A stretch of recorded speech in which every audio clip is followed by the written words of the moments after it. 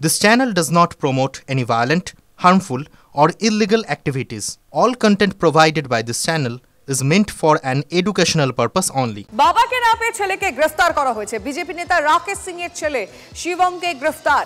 শিবম সিংকে গ্রেফতার করলো এন্টালি থানা। কোথায় রাকেশ সিং জানাতে অস্বীকার, আর সেই কারণেই রাকেশ পুত্রকে গ্রেফতার করা হলো। আরও একবার আপনাদের জানিয়ে রাখতে চাইবো, বাবাকে না পেয়ে ছেলেকে গ্রেফতার করা হলো। বিজেপি নেতা রাকেশ সিং এর খোঁজ করছে পুলিশ। তার বাড়িতেও বেশ কিছুদিন ধরে যায়, কিন্তু কোথাও গিয়ে তার খোঁজ পাওয়া যাচ্ছে না। এবং এরপর এখন যে তথ্য সামনে আসছে, রাকেশ সিং এর ছেলে শিবম সিংকে গ্রেফতার করা হয়েছে। শিবম সিংকে গ্রেফতার করলো এন্টালি থানা। UEM Jaipur is a perfect target for prospective students aspiring for good jobs, good education with future-ready skills. কোথায় রয়েছে তার বাবা রাকেশ সিং এখন অবধি জানা যাচ্ছে না। সেই বিষয়টা জানাতে অস্বীকার করা হয়। শিবম সেই বিষয়েও কিছু বলেননি, সে কারণেই গ্রেফতার করা হয়েছে রাকেশ পুত্রকে। এন্টালি থানার পুলিশ তাকে গ্রেফতার করে। রাকেশ সিংকে গ্রেফতার করা হচ্ছে। বিজেপি নেতার খোঁজ চলছে বেশ কিছুদিন ধরে, কিন্তু কোনো খোঁজ পাওয়া যাচ্ছে না। এবার রাকেশ পুত্র শিবমকে গ্রেফতার করা হলো। ছেলেকে গ্রেফতার করে কি বাবার খোঁজ পাওয়া যাবে? পুলিশ কি জিজ্ঞাসাবাদ করতে পারে? কোন কোন বিষয়গুলো বা এক্ষেত্রে উঠে আসতে পারে? আমাদের রিপোর্টারের সঙ্গে কথা বলবো। সুশোভনের কাছে এই নিয়ে আরো কি তথ্য রয়েছে জানবো। সুশোভন,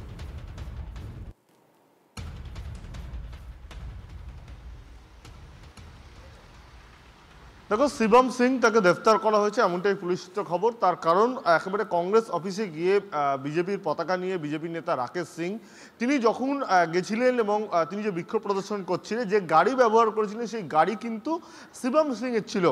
পুলিশ কিন্তু রাকেশ সিংকে খুঁজছে এবং তারপরেই কিন্তু গতকাল রাত্রে শিবম সিংয়ের কাছে যায় সেই গাড়ির সূত্র ধরে, এবং সেই গাড়ির সূত্র ধরে পৌঁছাতেই দেখা যায় যে সেই গাড়ির চাবি শিবম সিংয়ের কাছেই থাকে, আর সেই গাড়ির যে যার নামে সেটা শিবম সিংয়ের নামে, অর্থাৎ রাকেশ সিংয়ের ছেলের নামে। সেই জন্য কিন্তু রাকেশ সিংয়ের ছেলেকে গ্রেপ্তার করা হয়েছে। এবং ইতিমধ্যেই যেটা আরও গুরুত্বপূর্ণ বিষয়, ছেলেকে বারবার জিজ্ঞাসা করা হয়েছে তার বাবা কোথায়। তিনি কিন্তু পুলিশকে কোনো রকম সহযোগিতা করছেন না, এবং সেই জায়গা থেকেই কিন্তু তাকে গ্রেপ্তার করা হয়েছে। এবং মূলত যে গাড়ি ব্যবহার করা হয়েছিল কংগ্রেস অফিসে বিক্ষোভ প্রদর্শনের সময়, সেই গাড়ি ছিল শিবম সিংয়ের নামে, সেই তাকে গ্রেপ্তার করা হয়েছে। অন্যদিকে তোমাকে আরও একটা ছবি দেখানোর চেষ্টা করব।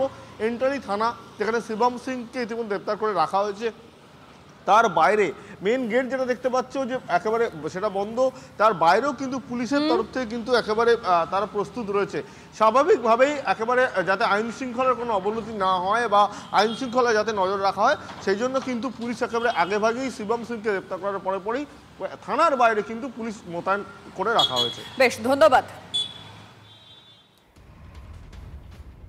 রাকেশ সিং এর ছেলে শিবমকে গ্রেফতার করা হয়েছে, কারণ এখনো পর্যন্ত রাকেশ সিং এর কোনো খোঁজ নেই। শিবমকে গ্রেফতার করা হয়েছে, এখন এন্টালি থানাতে তাকে রাখা হয়েছে, যেমনটা সুশোভন বলছিল। এবং এখন দেখার রয়েছে শিবমকে গ্রেফতার করে রাকেশ সিং এর খোঁজ পাওয়া যায় কিনা। এই মুহূর্তে আমাদের সঙ্গে রয়েছেন বিজেপি নেতা সজল ঘোষ। সজল বাবু, রাকেশ সিংকে না পেয়ে তার পুত্র শিবমকে গ্রেফতার করা হয়েছে, আপনি কিভাবে দেখছেন? আমি এই ঘটনার নিন্দা করি।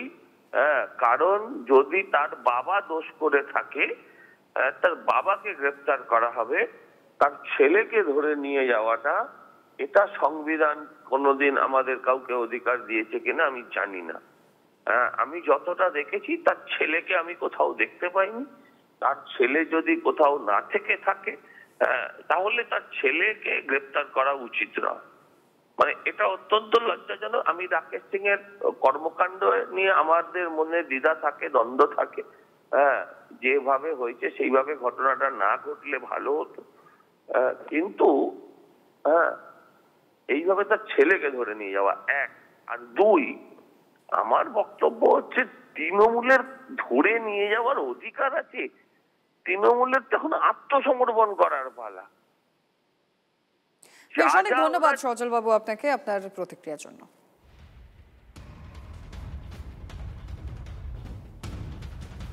এবার কৃষ্ণনগরের ঘটনায় নজর রাখি, তার কারণ এই মুহূর্তের অন্যতম বড় খবর এটা, ছাত্রী খুনের 7 দিন পর গ্রেফতার করা হলো দেশরাজ সিংকে। কোথা থেকে গ্রেফতার করা হয়েছে এখনো পর্যন্ত যেটা জানা যাচ্ছে, নেপাল থেকে দেশরাজকে গ্রেফতার করেছে কোতোয়ালি থানার পুলিশ। এই মুহূর্তে দাঁড়িয়ে আমরা জানিয়ে রাখতে চাইব কৃষ্ণনগরের ছাত্রী খুনের 7 দিন পর গ্রেফতার করা হলো দেশরাজ সিংকে। নেপাল থেকে দেশরাজকে গ্রেফতার করেছে কোতোয়ালি থানার পুলিশ। এই মুহূর্তে দাঁড়িয়ে বড় খবর, অবশেষে গ্রেফতার দেশরাজ। 7 দিন পর তাকে গ্রেফতার করা হয়েছে।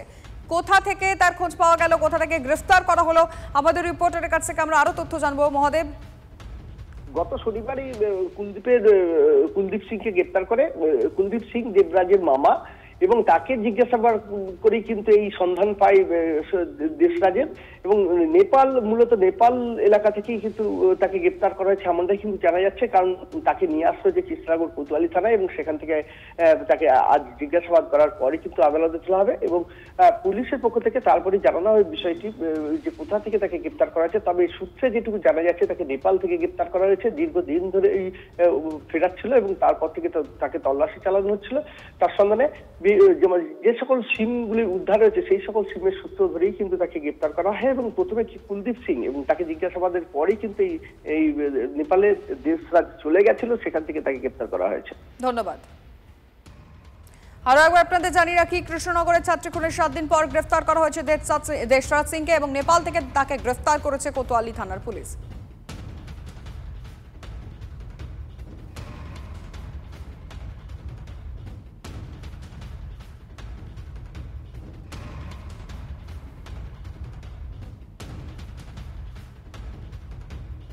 হরিদেবপুরে 7 সকালে খুন, কবরডাঙ্গা মাছ বাজারে এক ব্যক্তির রক্তাক্ত দেহ উদ্ধার হয়েছে। মাথার পিছনে ধারালো অস্ত্র দিয়ে আঘাতের চিহ্ন রয়েছে। এই মুহূর্তে দাঁড়িয়ে আমরা যে খবর পাচ্ছি, 7 সকালে হরিদেবপুরে খুন হয়েছে। কবরডাঙ্গা মাছ বাজারে এক ব্যক্তির রক্তাক্ত দেহ উদ্ধার। এখনো পর্যন্ত পুলিশ প্রাথমিকভাবে যেটা দেখে বোঝা যাচ্ছে, মাথার পিছনে ধারালো কিছু দিয়ে, কোনো অস্ত্র দিয়ে আঘাত করা হয়েছে, যার ফলে হয়তো এই ব্যক্তির মৃত্যু হয়েছে। কিন্তু কখন এই খুন হয়েছে, কারা রয়েছে এর পিছনে, অনেকগুলো প্রশ্ন রয়েছে। তদন্ত যতই এগোবে সেগুলো সামনে আসবে, কিন্তু প্রাথমিকভাবে এখনো পর্যন্ত পুলিশের তরফ থেকে কি কি তথ্য আসছে সেটা অবশ্যই আমরা এই মুহূর্তে আপনাদেরকে আপডেট করব। কবরডাঙ্গা মাছবাজারে এই ব্যক্তির রক্তাক্ত দেহ উদ্ধার হয়, স্থানীয়রা খবর দেয় পুলিশে, এবং তারপরে এসে পুলিশ কি কি বলেছে, মানে এখনো পর্যন্ত প্রাথমিকভাবে তাদের তদন্তে কি কি ধরা পড়েছে সেই বিষয়গুলো আমরা জানার চেষ্টা করব। এই মুহূর্তে আমাদের রিপোর্টার সায়ন্ত ভট্টাচার্য রয়েছেন। শান্ত, এখনো পর্যন্ত পুলিশ কি বলছে, কি খবর রয়েছে? দেখো, পুলিশ ইতিমধ্যে যেটা জানাচ্ছে যে এই ঘটনায় ইতিমধ্যে যার দেহ উদ্ধার হয়েছে তার মাথা এবং শরীরে একাধিক আঘাত রয়েছে, তবে তার পরিচয় এখনো জানা সম্ভব হয়নি। তোমাকে আমি স্পটটা একবার দেখাবো। এই সেই স্পট কবরডাঙ্গা বাজারে, যেখানে আজ সকালে ক্ষতবিক্ষত ওই ব্যক্তির দেহ উদ্ধার হয়েছে, তবে তার পরিচয় এখনো জানা সম্ভব হয়নি। তবে তার সে ভ্যান চালাতো নাকি র্যাক পিকার সেটাও কিন্তু মূলত খতিয়ে দেখা হচ্ছে। তবে কিভাবে এই ঘটনা ঘটলো সেটা দেখার জন্য মূলত সিসিটিভি খতিয়ে দেখা হচ্ছে বলে হরিদেবপুর থানার পুলিশ সূত্রে জানা গিয়েছে। ইতিমধ্যে লালবাজার হোমিসাইডের আধিকারিকরা তারা যেমন এসেছেন, এবং কলকাতা পুলিশের বিশেষ আধিকারিকরাও কিন্তু তারা ঘটনাস্থল খতিয়ে দেখেছেন। তবে ভোর রাতে ঘটনা ঘটেছে নাকি গতকাল রাতে সেটাও কিন্তু মূলত খতিয়ে দেখা হচ্ছে বলে পুলিশের তরফে জানানো হয়েছে।